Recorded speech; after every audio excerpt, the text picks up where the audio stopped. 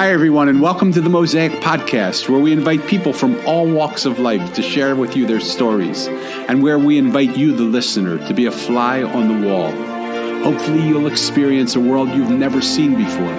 I'm your host, Daniel Levin, and welcome to the show. Hey, everybody, welcome back to the Mosaic Podcast. I should have recorded this line because I think I say it just about every single podcast. But today I want to say it as if I never said it before.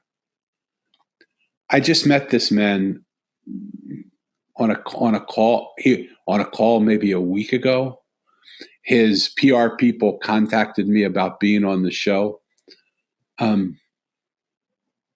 how is it possible to meet somebody that you've never met before and feel like they're your brother from 1,000 years?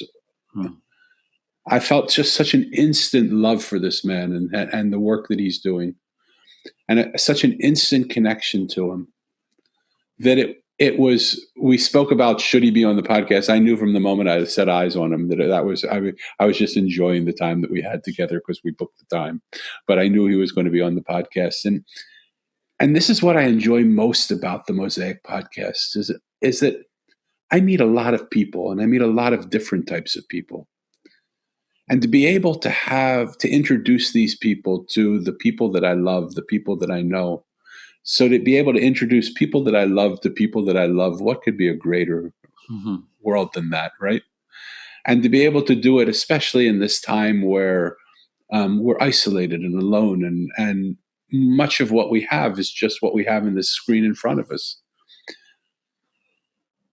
But I invite you in this interview to not only listen to the words, but to feel a vibration that's underneath us. Both of us do work vibrationally. And just feel the eminence of a vibration that's beneath the words, that's underneath them. That is actually slowly, gently, lovingly holding your heart, holding your spirit, and inviting you to take a step, your step, whatever that step is, one step closer into the world that you want to live in.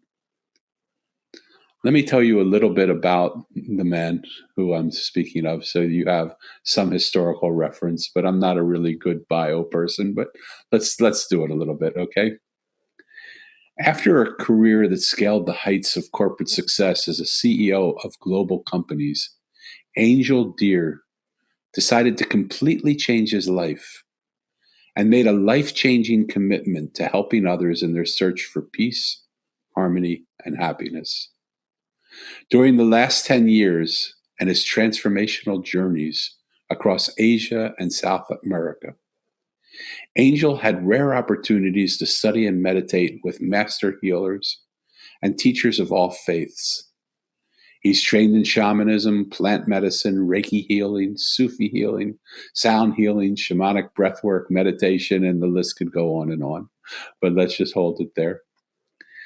In 2015, Angell opened up the Sanctuary Shamanic Healing Center on his property in the Catskills in New York, where he does in-depth work with his clients, hosts workshops, runs retreats in the USA and Peru, and does online meetings now and interactions with people through group interactions. Because of COVID-19, it's harder for people to travel. So he's doing these online community workshops, which I hope we'll talk about a little bit here, and cultivates the land for organic vegetable farming, plant medicine, and honeybees. I'm going to put all of his contact information in the show notes. His website that you can go to is www.thesanctuaryheal.com. He has an Instagram account, both personal and business, that I'll list there as well. But we have the man right in front of us. So let's put all of that aside.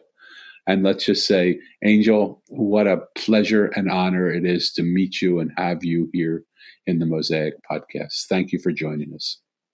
Thank you, brother. It's been a pleasure meeting you also in the last week and getting to connect. And like you said beautifully, to feel and hold brotherhood here, an old connection. So I'm very glad to be here today with you. Yeah. Normally I start out completely different, but something in your bio so resonates with me because it's something that I did and most people have no idea how that happened. Tell me about that moment when you were running a big global country. I'm almost going to, it's almost a country. It was almost that big that it was a country, a big global company. And you walked away from it. What happened for you in that moment? Well, I think it was interesting. It was, like making a big scissor with your legs, There was one part of me that was successful, at least on the metrics that we use for measuring success, which was, my job, my salary, the type of environment I was in at my age. I was in my late 30s or mid 30s, and on the other side, which was what obviously created the whole change, was this inner collapse, this inner fall. So there was a rising, an outside rising, and there was an inner dropping. And at some point, those two extremes became so far away from each other that wearing the mask of happiness and joy and success and peace that you need to wear when you run a business with hundreds of people, and the discomfort, the pain, the traumas, the addictions that were the reality really of my life. That was what I knew of being true. The rest was just not that true to me anymore, was just unbearable. And it became unacceptable, basically. A lovely teacher of mine told me 15 years ago, he said, you only change in life when life as it is become unacceptable to you. Yeah. And I made it acceptable for a very long time. And that became this moment where I was like, I'm done with this. There's no way back. I don't want to just tame the discomfort anymore, which is what a lot of us do. What I can do also sometime when I don't want to look at something. Yeah.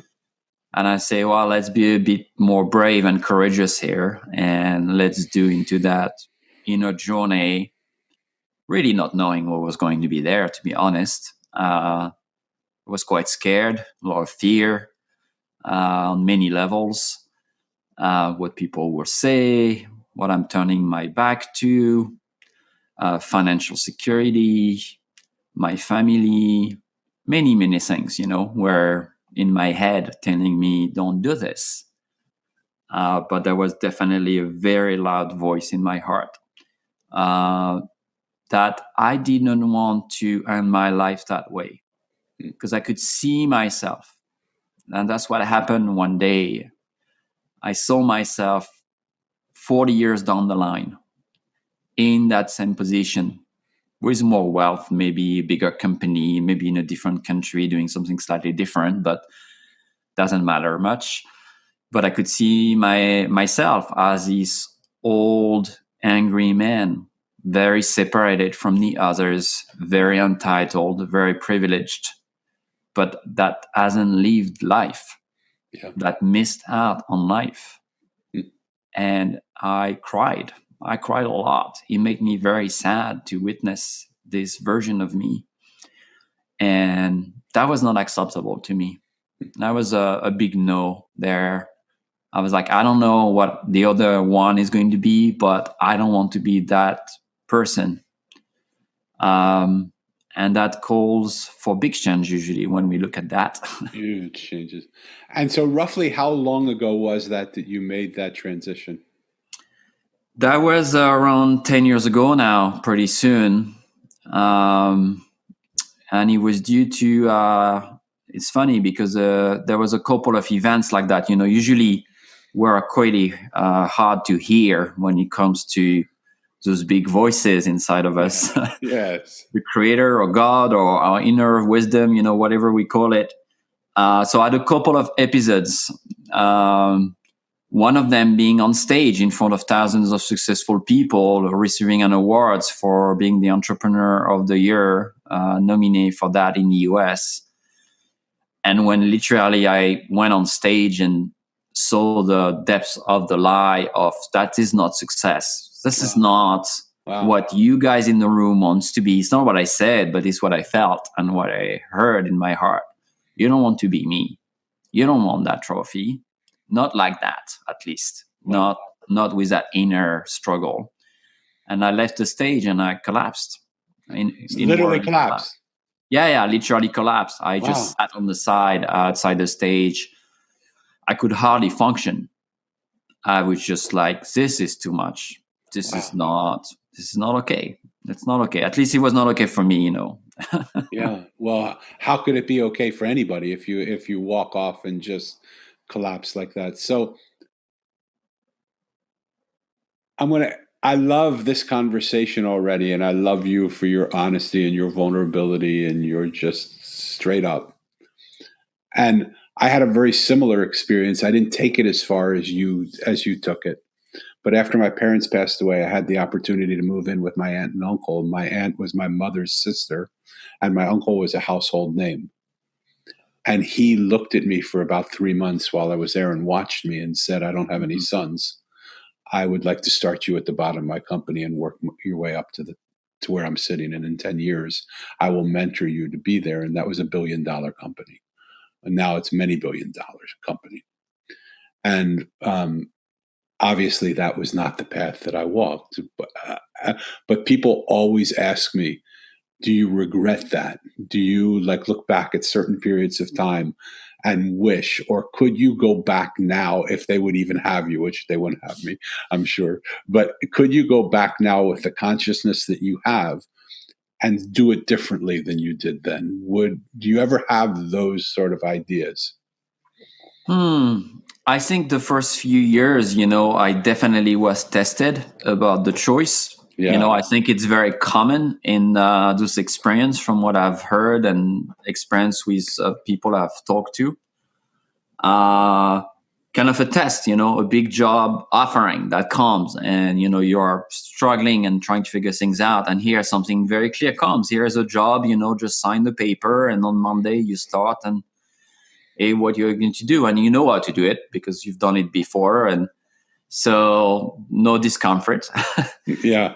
But I could visualize myself immediately. So I put myself in the spot and I was like, okay, what is going to be? And I was like, there's no way I can show up on Monday in that office and do that. There's no way. I'm going to play it again. And after a month, I'm going to run away. It's not going to take 10 years or 5 years. I knew it will take only a few months before I would just not find any meaning in this. I think we are always searching for meaning. Either spiritual or not, we define ourselves. We are always in search for meaning. Yeah. And we need to be careful about what we give meaning to. Yes. I always tell people, be careful which God you're praying to. Yeah. And if it's, the God of money and certain type of success, I'm not against financial success, by the way. You can be extremely financially successful. Totally. Nothing to do with that. But what are you praying for, really? What is driving you? And the meaning there in that old life was not present, at least for me. Yeah. It didn't have any meaning anymore. So if you were to resurrect yourself back into that for a moment, and to just, because I bet there are people listening right now that are feeling maybe not the dichotomy that you felt that forced you, but the early warning signs of that dichotomy coming, and it just continues and continues and continues. And it gets to that place where the battle is so hard. The decision is it's so much to give up that we hold on to it for longer than we want to hold on to it, because it's a little scary until we collapse on the side of the platform for receiving Entrepreneur of the Year, or we do what happened to me. What would you say to people that could help them in this moment not be so scared of an incredibly scary decision? Well, I think we need to, and one of the things I would say, which is not easy, by the way, to always embody and do, is to really fast forward our life and see ourselves on our deathbed. Wow. Which could be tomorrow, by the way, which could be in a week from now. We don't know when this is going to happen. And looking back and saying, am I going to be happy with where I am right now? Wow. I'm not talking in 40 years from now, but is this a place I'm going to be happy with, to be that person? Because we're always chasing more money. We want to grow our own business or work for someone. And, we always see happiness as something that's going to happen in the future if I have this, if I have the right relationship, the right job, the right environment, I live in the right place. I mean, you just can name it. We have this long list of if. And then we start to realize, if we look back, that we've been chasing that our whole life already. And that somehow happiness is not a byproduct, because I have a better job today than I had 10 years ago. That most people I know that are struggling and not happy with their life, if they really look back, they've done a lot of progress on their career and all of that. Yeah. But there is an unresolved question of purpose, of meaning, that is not being addressed. And that we can very clearly see, as if you look back, do you feel you are addressing that big question, this turmoil? Does any of what you've been doing, so your career, your job, your relationship, has really addressed this pain? Yeah. And usually this pain is totally unaddressed. It's just numbed more through all the things we can do. And I'm really good at it, at numbing the pain. I did that, I can still do it, so I recognize that's obviously a beautiful quality of a human being, to want to live without too much struggle and feel good. And so we find our own medicine, either it's alcohol or distractions or drugs or whatever it is. Sometimes socially very busy can be a kind of drug, and we can feel the pain. Yeah. We can feel it. And we have right now this beautiful opportunity to slow down a little bit. Yeah. For some of us at least. Yeah. And to address this discomfort. So there is so much I want to unpack in what you're saying, and I really want to just pause for a moment and just ask the listeners, if you were to die tomorrow, God forbid, but if you were to die tomorrow, would you look back on a life that you were proud of and that you loved living, or would your song still be left inside your soul? Would what you've come here to do have played out or not played out? And without guilt, because I believe, at least in a system, that we come again and again and again. And so if we haven't done it, we'll do it because it's just what has to happen. But we come here to do it now. And one of the things that I just admire so much about you, Angell, is your ability to encapsulate in clear, concise sound bits almost how hard it is and how beautiful it is, because it is going to be scary to take that leap. It is going to be scary to do that. But are you happy? And so often we trade a momentary happiness, because when I say to people, well, you got that raise, did it make you happy? Of course it made you happy. You got more money. How long did that happiness last? Yes. And like you say, like sitting with that idea that if I die in the next hour, let's not take it in 5 years, let's say in the next hour. Yeah. Will I be content with what is left? Will I be content in the way I just left the relationship with my partner, with my parents, with the world? Yeah. Or will I have like to live in a different place? Yeah. Because listen, if you're happy and content, don't change anything. Totally.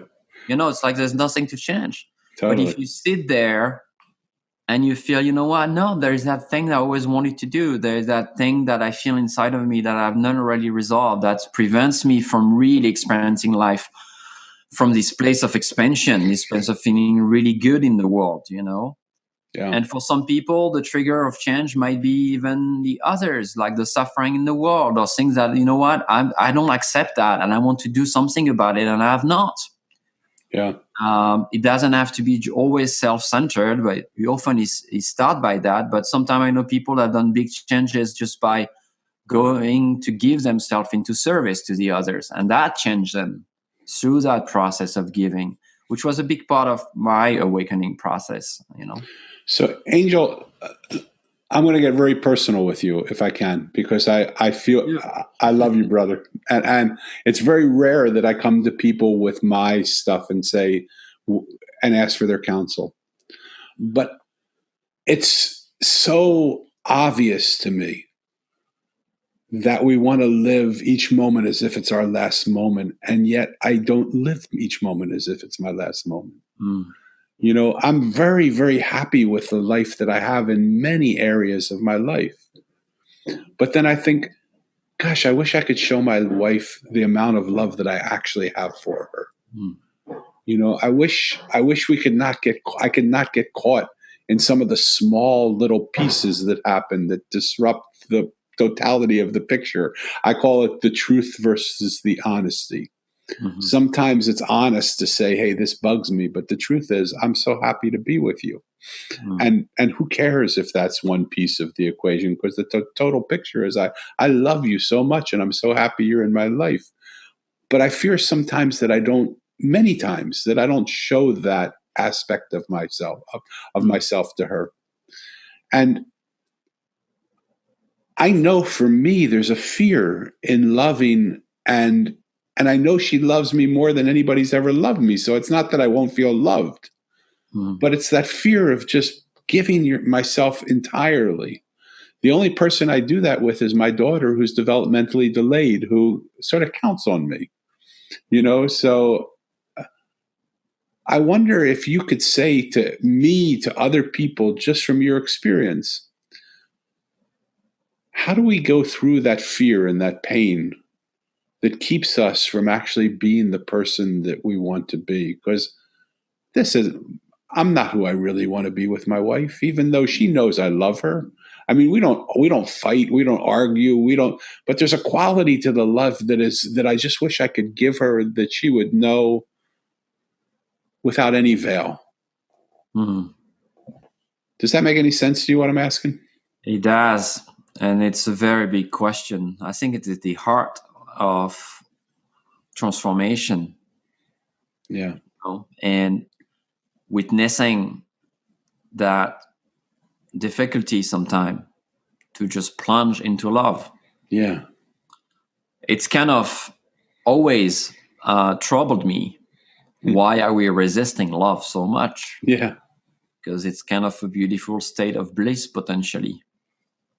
Many years ago, we talked about that like a week ago, I think, together. Yeah. Many years ago, I was in a plant medicine ceremony in Peru. And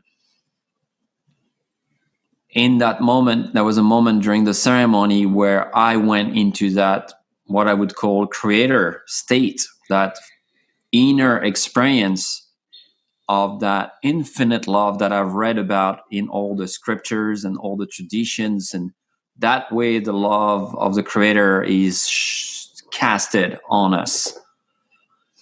And I experienced it in my body, in literally every single cell of my beings, of my bones and my skins. And the intensity was so high. It was so profound for like literally, probably went for like 20 minutes.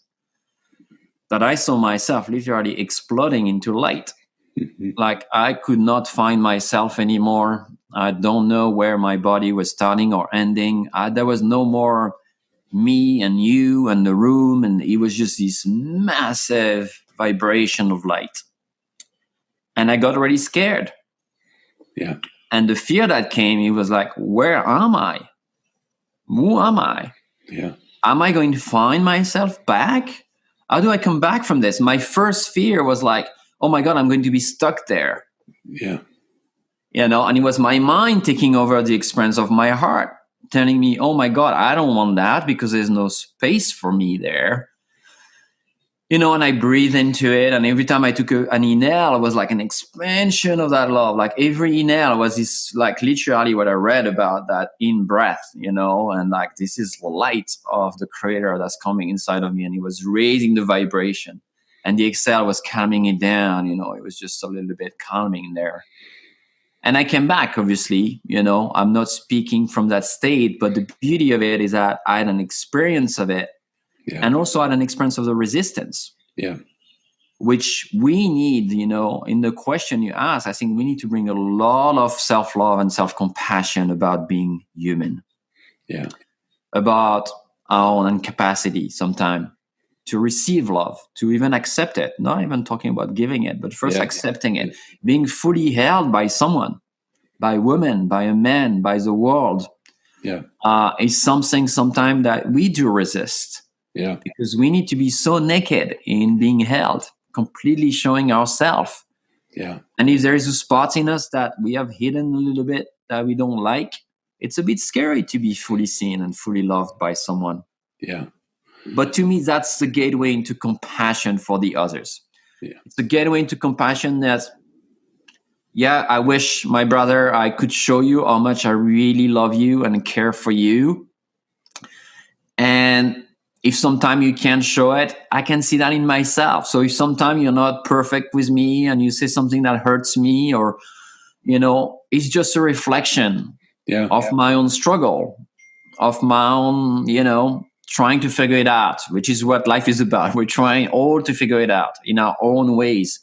So to me, that opens me to a lot of compassion, to really a lot, but not what we call idiotic compassion, like true compassion.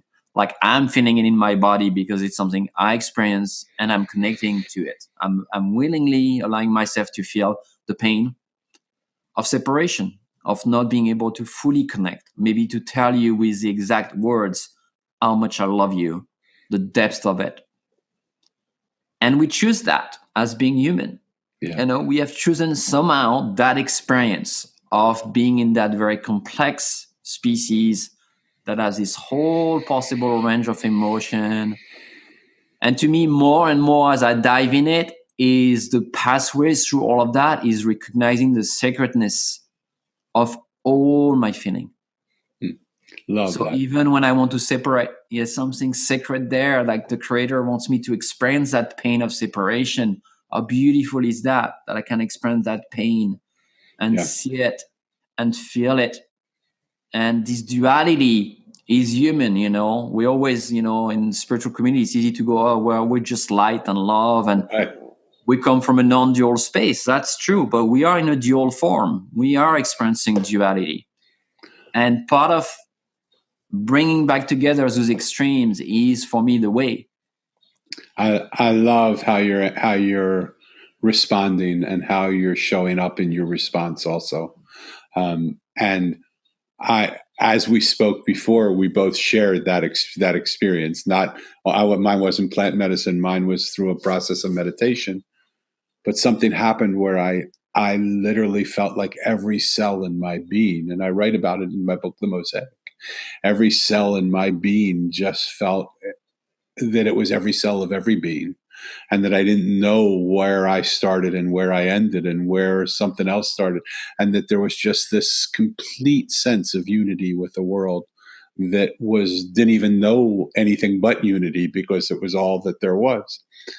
And I remember the fear that I had in that moment of like, what would happen? Will my wife come home and find me on the floor?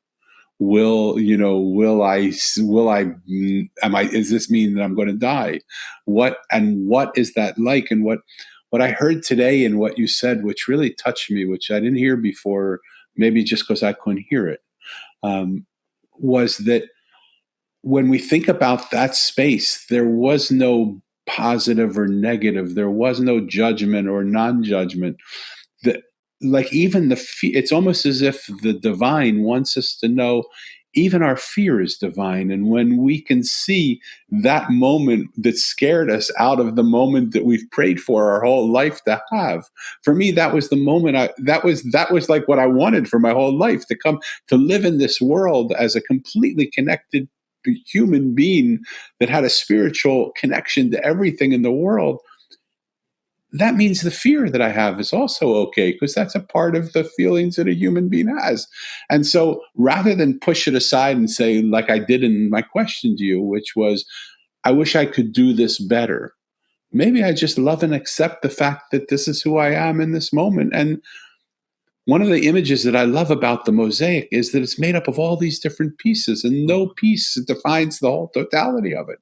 But it's all these different pieces that make it, and maybe the feeling of just separateness is just one small piece of the totality, and we have to feel that in order to feel whole. Mm-hmm. I'm sort of, just thinking off the top. But I think we do, I think especially, with what's going on in our world, not just in the last few months because of the pandemic, but the revealing of the pain in the world. Yeah. The revealing of the separation, the revealing of inequality, which is very obvious, and all what we call shadow, anger and confusion, separation, all those things are so alive right now. Yeah. That it's a beautiful opportunity to allow ourselves to feel them. Yeah. Very often people say, oh, I have no fear about this thing.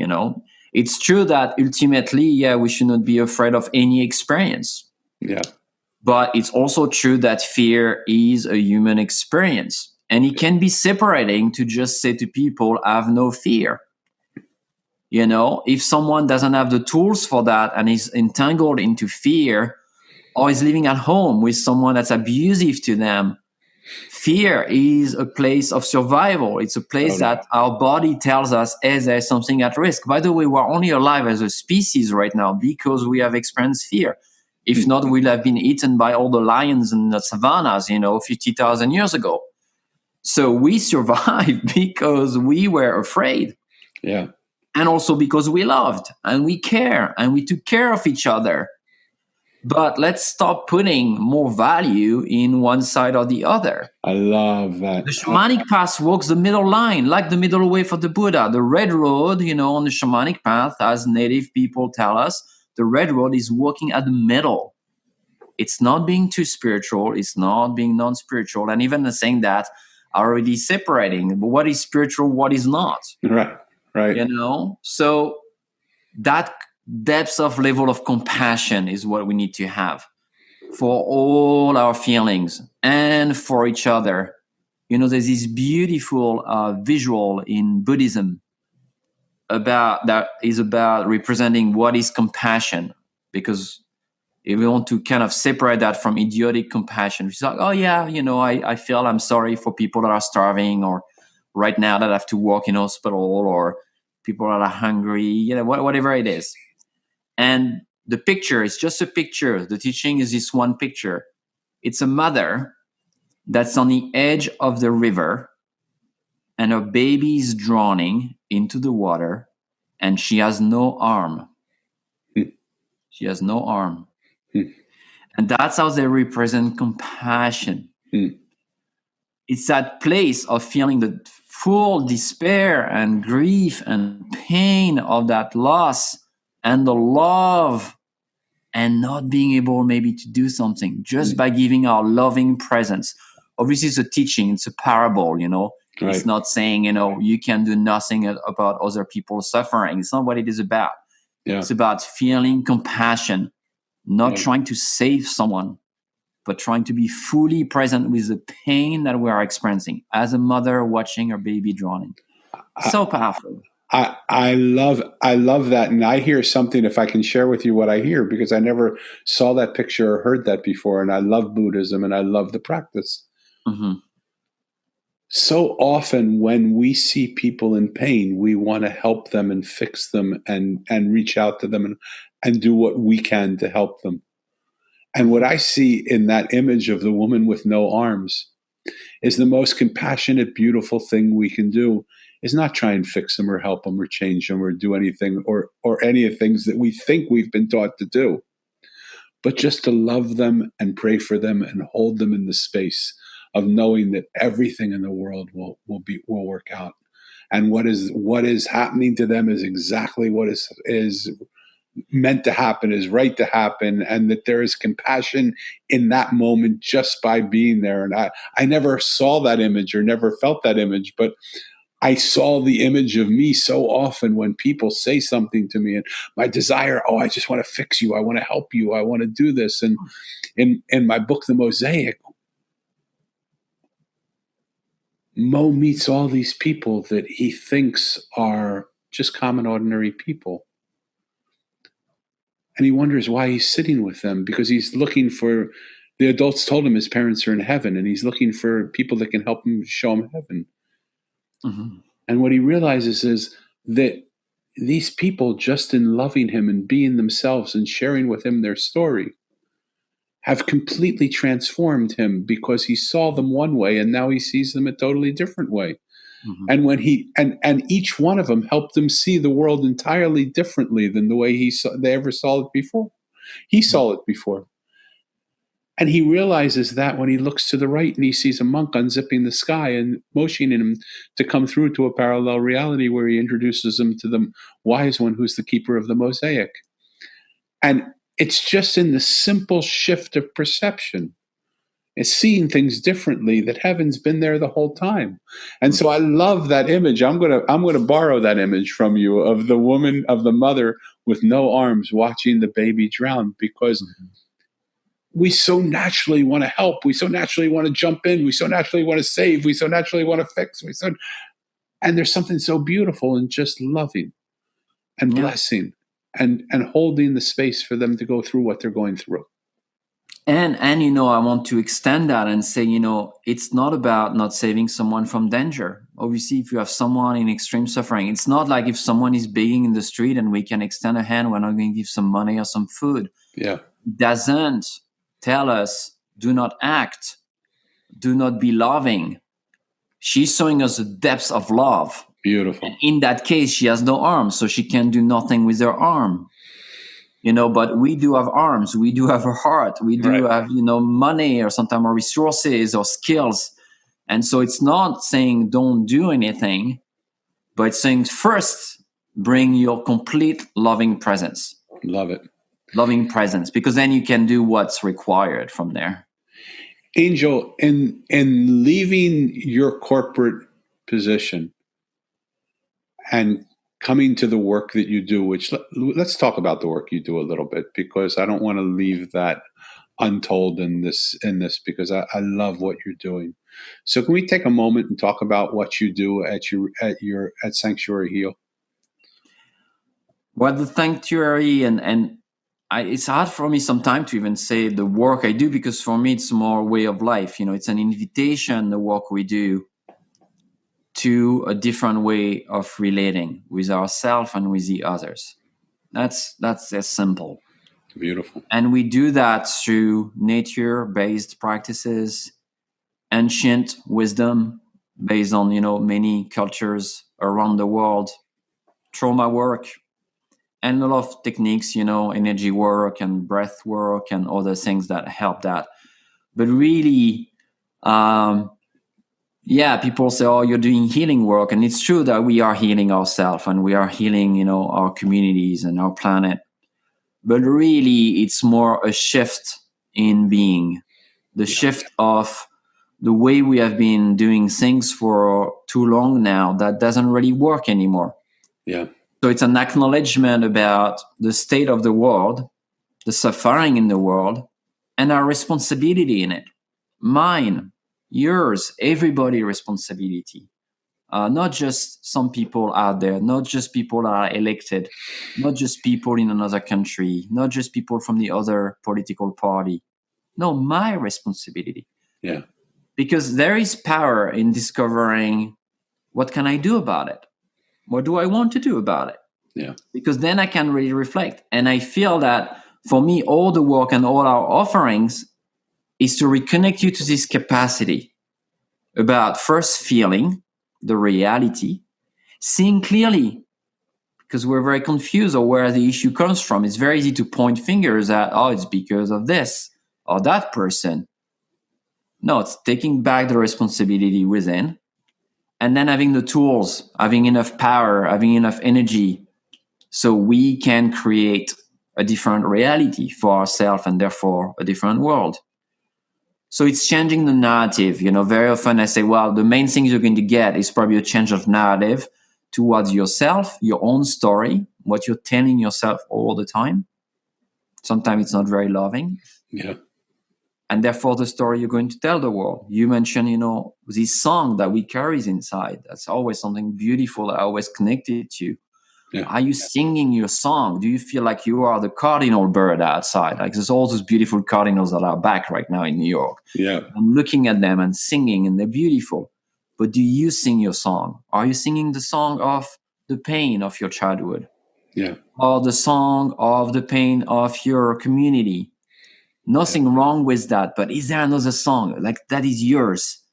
That is your medicine. Yeah. And so that's why we try to offer people to reconnect to that. And it's a life process. It's not like, hey, we have a magic stick here, but it's an invitation. It's an invitation.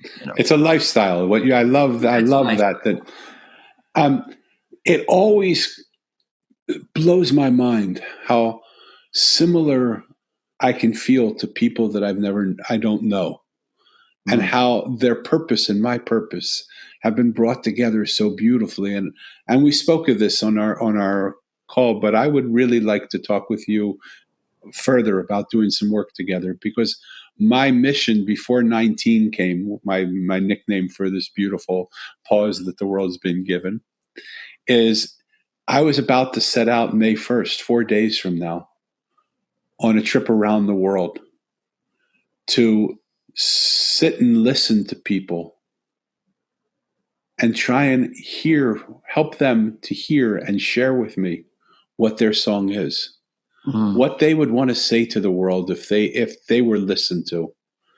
Because so many times, so many people just feel like my voice doesn't matter.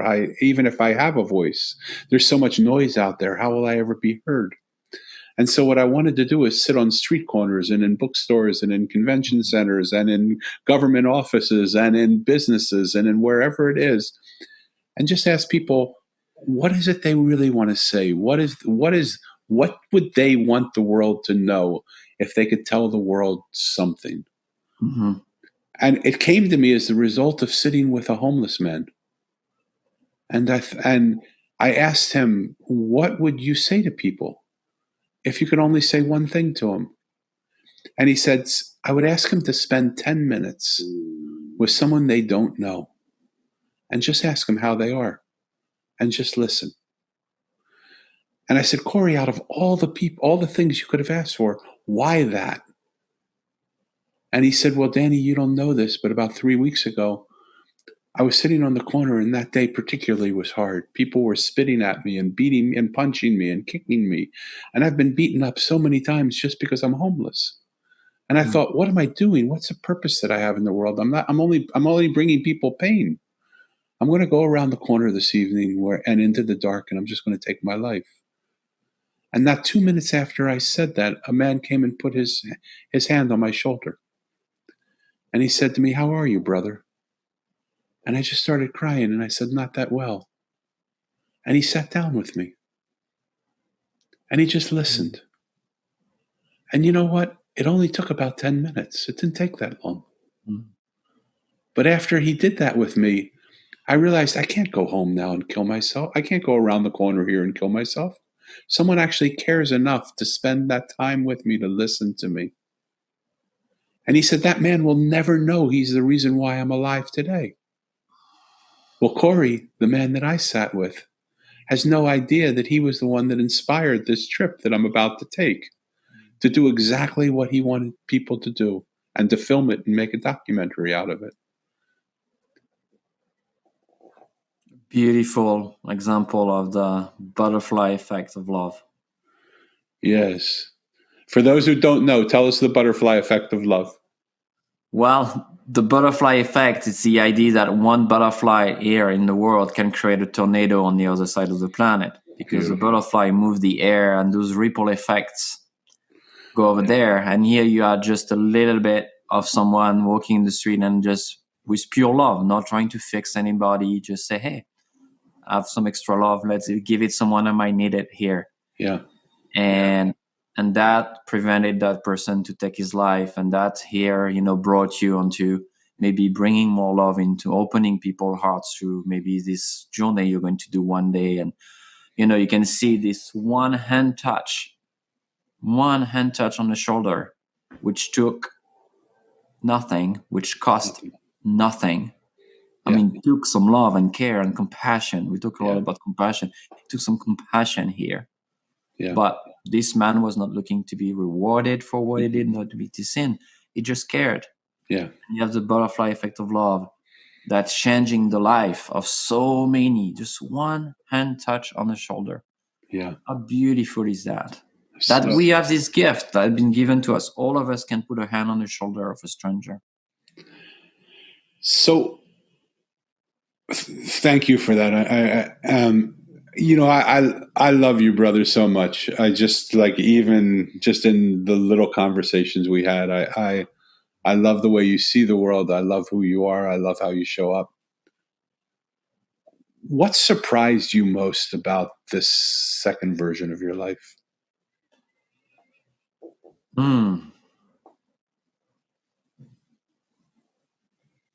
That's an interesting question. I've never thought about it.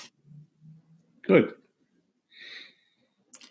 I think maybe it's just something I've never experienced in my first version of it, which is that realization that really there is no others. That very often what I hear or see, experience out there is always in me, like in an embodied way, like I can feel that pain in my body. That's the way I work, because I can feel it in my body, so I can know what's moving there. So in other words, just to be clear, when you're sitting and with somebody, you are empathetic enough that you can feel where their block is, where their pain is. My body will tell me where it's moving in their body. Even if I'm on the phone, I do a lot of remote sessions, so I don't have to be in person, because we have this innate capacity to connect. 100%. It's not a special gift. It's a gift that we all have that, but I never felt that before, because obviously there was so much more noise. Yeah.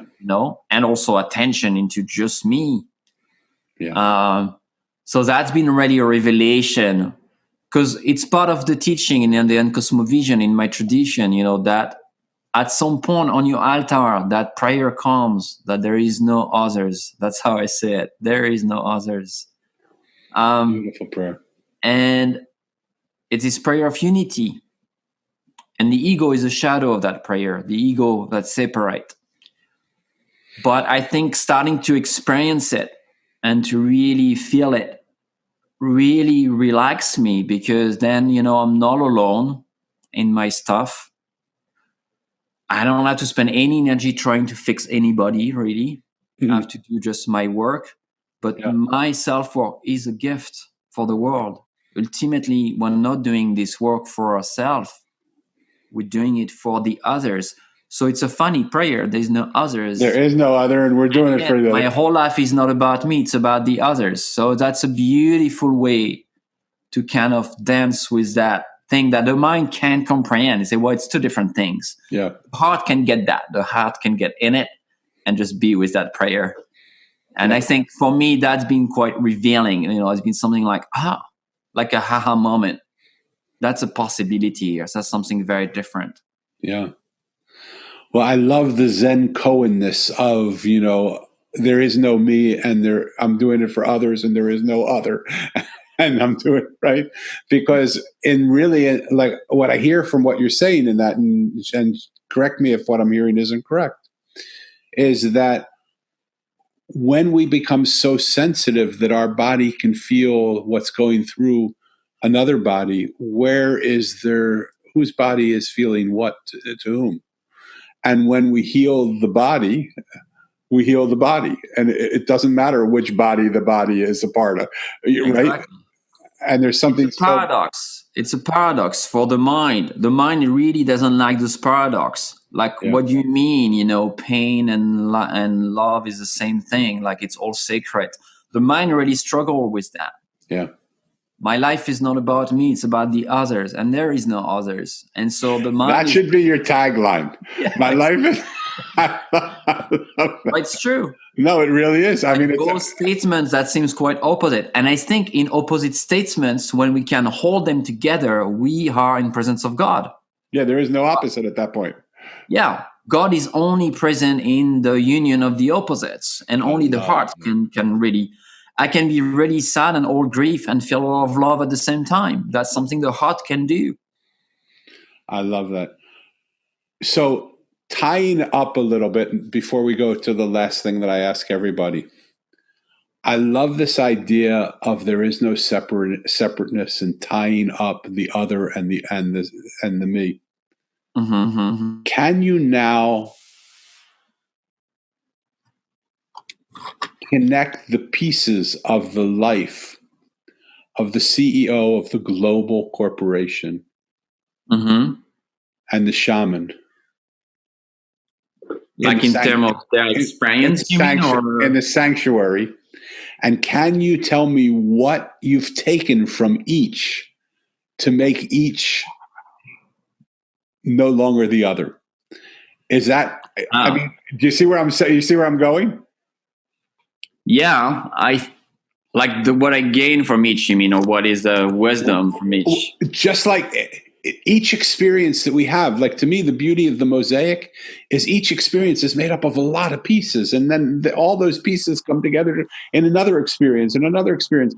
But they're similar pieces. That like who you were walking through the CEO and who you are walking through the shaman isn't really different, except the experiences are somewhat different. And so, how do you connect the other to the same? And there is no other. Like even in that. Does that make sense to you? Yeah, I mean, it's a little bit to me, to ask the butterfly how it connects to the caterpillar.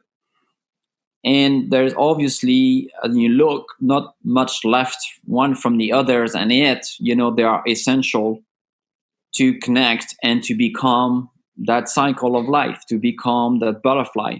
So to me, I see it as the same. I feel so much gratitude for all my past experiences and that life as a CEO that brought wisdom, that brought skills, that brought connections, that brought the pain, that forced me into my work. Without that pain, I would probably, not have had to make the changes.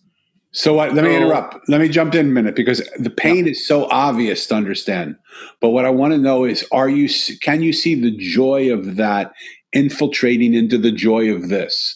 Like, what did you learn as being the CEO that has now made what you're doing now so dramatically easier, because you've gone through the experience of doing what you did before? Not from a pain perspective, but from a happiness perspective, from an intuitive understanding perspective. Well, there's definitely a lot of skills I learned, working with very large group of people and talking in public to sometimes thousands of people, building, something from scratch with a friend that became, this beautiful project, really learning to trust, my own capacity to create in the world the things I want to materialize. Even if what I created is like, oh, maybe I want to create something different, but at least I saw this capacity that we can do anything we want. Then we have to choose carefully what we want to do, what we want to create.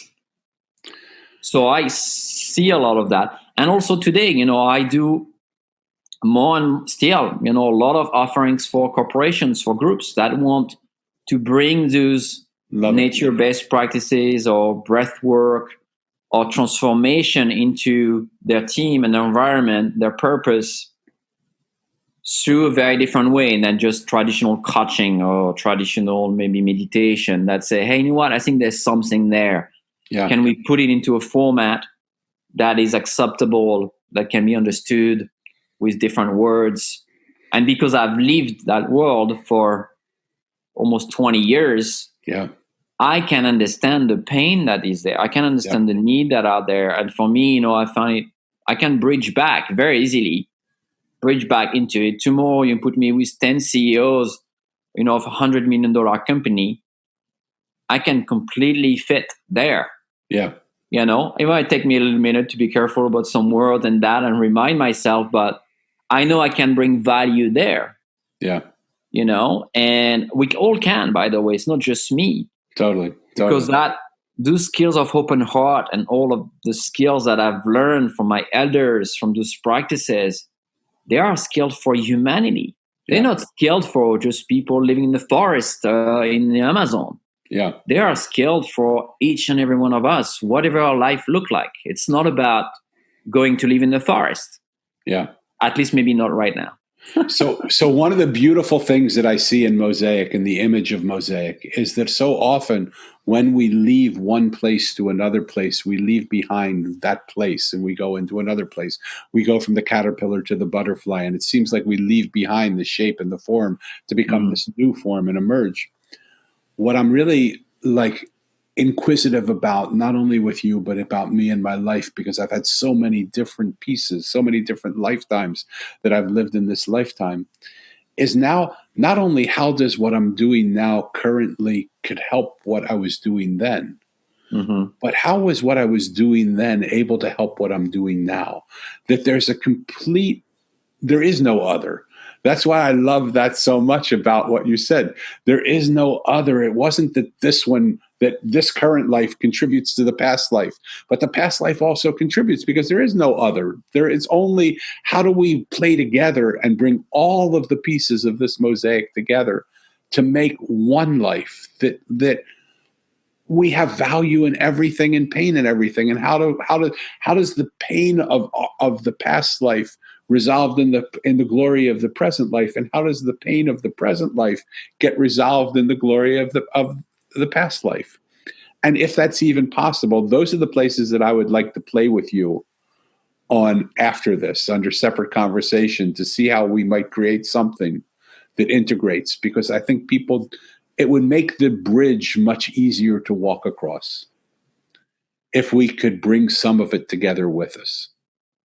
What I found in the mosaic is oftentimes when we change lives, when we have a revelation, when we go to phase 2 of our life, so often we leave phase 1 behind, like a rocket ship that just drops that initial and drops it into the air. But the mosaic is not made up of drop pieces in the air. It's made up of pieces that all in its totality create this beautiful artistry that's called our life. And the joy of what we used to do has a place to solve some of the pains of where we're headed, and the joy of where we are has some place in solving the pains of where we used to be, and the joys of both can play together. And there's pains in both that when we admit them can allow us to see where our pain is, and our pain doesn't change as a result of changing something else externally. Are you with me? And so one of the places that I would like to play with you, because I feel so aligned to what you're saying, and yet we're completely different in the way we approach it, is to think about how we might be able to create a bridge for people who know that where they are is not where they really want to be, but are scared to death to go to where they've been, because the change has been the caterpillar to the butterfly, where it's almost unrecognizable who they were before. But I believe there's a bridge where we bring together all the pieces where it's totally recognizable. And that if we could do that, what a beautiful opportunity that would be to walk people fearlessly from one place to the other. Does that make sense? Complete sense, yeah. And I would love to sit with you and just figure out how we create that, because I feel like it's something that's being asked of us in our time together here. Yeah, and there is, many tools out there to start building the bridge from where we are. Yeah. Because that's how you build a bridge. You start where you are and you start reaching there. But very often we don't know what are the stones to put on the edge of that river. Yeah. And it doesn't feel the cliff is too high and we're afraid to go close. But there's beautiful ancestral tools and tools out there that allows us to build that foundation, that strong foundation from our side of the river that can start then reaching out. Totally. But it goes very often to redo our own foundation in our own house, in our own bridge. Yeah. If we don't have strong foundation and we want to build a new house, so what's not going to work? Yeah. We need to descend and to go back to the roots and to go back into different ways to approach what is already there, because we can only work with what's there anyway. I never knew what was going to happen to me. I could not forecast that or plan it. There was none of that. What I'm doing today was in my plan 10 years ago. Yeah. But I decided to change the foundation, to build a different person, to at least access a different person. That other me was there. All of the me's are there. If you take a piece of the DNA, a cell on the caterpillar and a cell on the butterfly, and you make an analysis, it's the same DNA. You would not know which one is the butterfly or the caterpillar. Love it. What's different is that it chooses to express something different. Love it. Choose to go to transformation. And obviously something else is pushing it. Something else push it to go into a chrysalid, into a butterfly. But the DNA is the same. The information is the same. Is accessing it differently. Such a beautiful reminder for us that I can really be that butterfly if I feel I'm a caterpillar. And by the way, some caterpillar are really beautiful, so nothing against that. But it shows a capacity for complete rebirth. Yeah. But there is tools for that, and we've lost them. In our Western world, we don't have rituals, we don't have rites of passages. Yeah. We've lost how to process grief. There's a lot of grief right now in our world, how to process all of that. And so if we don't have those tools, it's really hard to go to another place when in the first place here, we don't have any strengths already in the present. Yeah. Angell, we could talk forever, and I hope we will. But in honor of your time and in honor of the time of the podcast, we're winding down now. So let me first, before I ask you the final question, let me ask you when people want to get in touch with you, and we'll have everything in the show notes, but I just want you to tell them how to get the best place to come to you, because they're going to want to come to you. And I hope that they do, because in coming to you, I think they will come to themselves, because there is no other. How would they do that? Well, they can go on our website, thesanctuaryheal.com. We have, plenty, 2 to 4 events a week online. Join not just me, but the community, because, we're a big group of people from all over the world that are committing to writing a new story. And we're writing it together. It's not about my story or your story. It's like, how do we write a story that works for everyone? That is going to be for everyone. That is going to be for the next 7 generations, as our elders are telling us. It's not a story about our generations, for the next 7 one.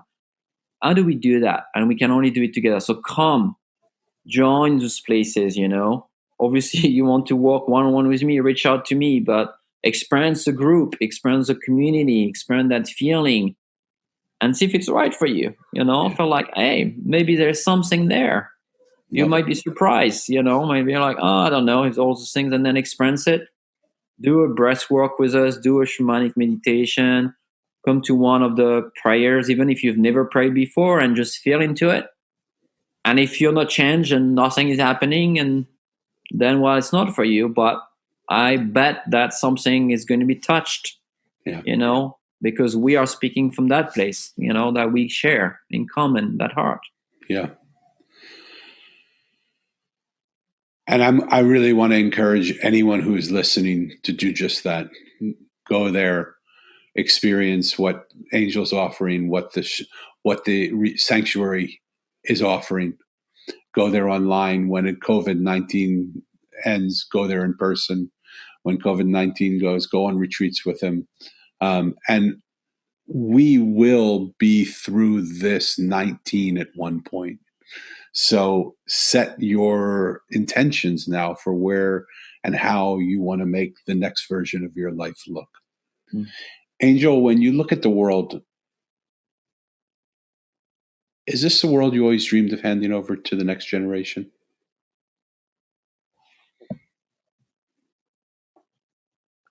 Well, I am.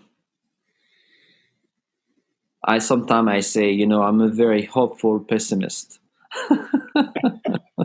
There is no other. I like That might be the name of our podcast, The Hopeful Pessimist. No, I'm teasing. Yeah. And or hopeless, optimist. However you want to trick it. Right. What I mean by that is that our world is the way it is. It's the way it is. It's when I was born, it's what I inherited from, and this is what I'm creating. I'm not going to complain about the world. Is there things in it that I think should change? Yes. My power is then to create the change. It's to be, embracing myself, embracing the others, and see how we can change it. Totally. I can rant for hours about what's wrong in the world, and I can rant for probably even longer about what's beautiful about that world. There's so much beauty right now still, and yes, there's a lot of suffering that is a reality for way too many people. So like we spoke earlier, can I hold both of that in my heart? Yeah.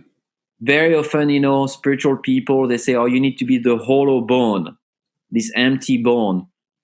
And I often say, well, my version is that you need to be a hollow bone with a heart. Love it. With a heart.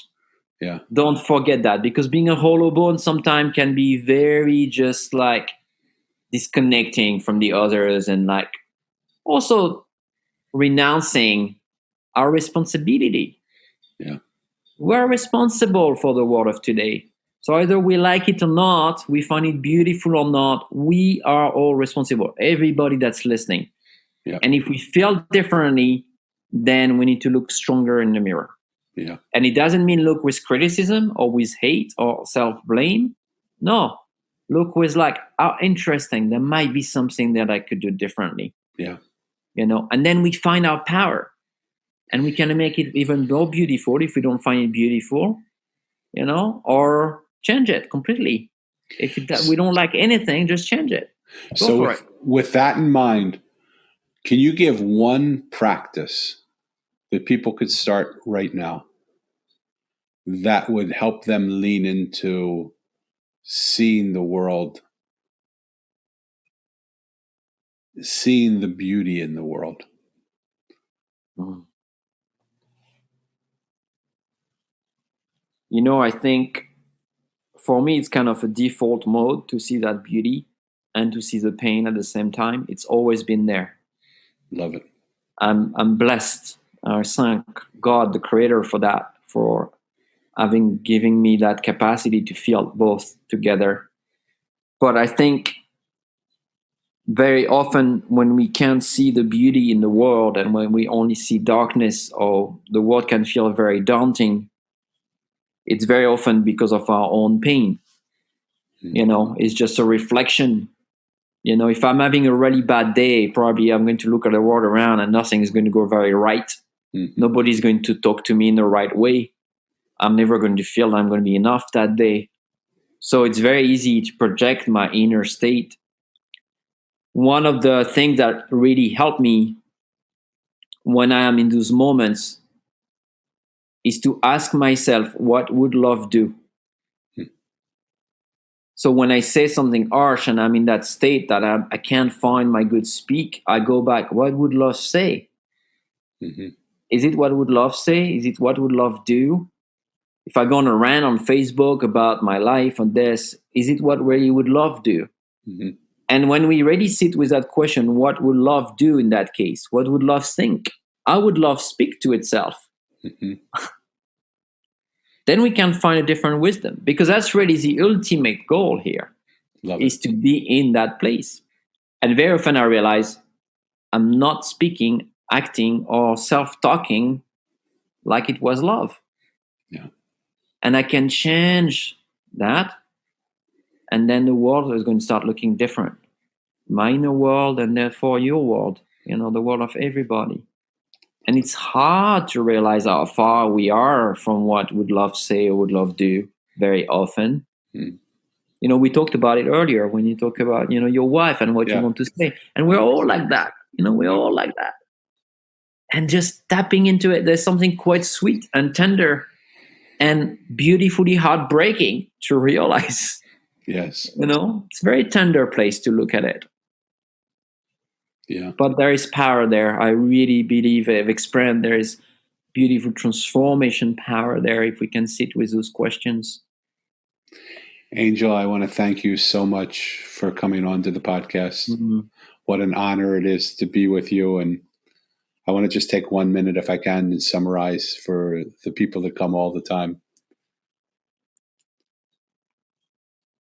I want you to sit with this podcast, if you can, and play it again and maybe again. There are so many nuggets that were spoken of here. What does this idea of there is no other mean? How beautiful an idea, how beautiful a concept. What would it take for you to experience the experience of being completely connected and there being no other?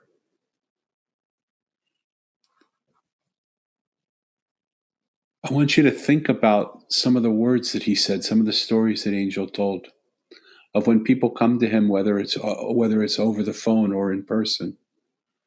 His body literally tells him what's going on in another person's body, and he can feel it in his body and work with it in his body and that does something to the body of the person coming to him that lifts that block or that pain or whatever it is that he was working with. I want you to think about, what would love do? How would love speak?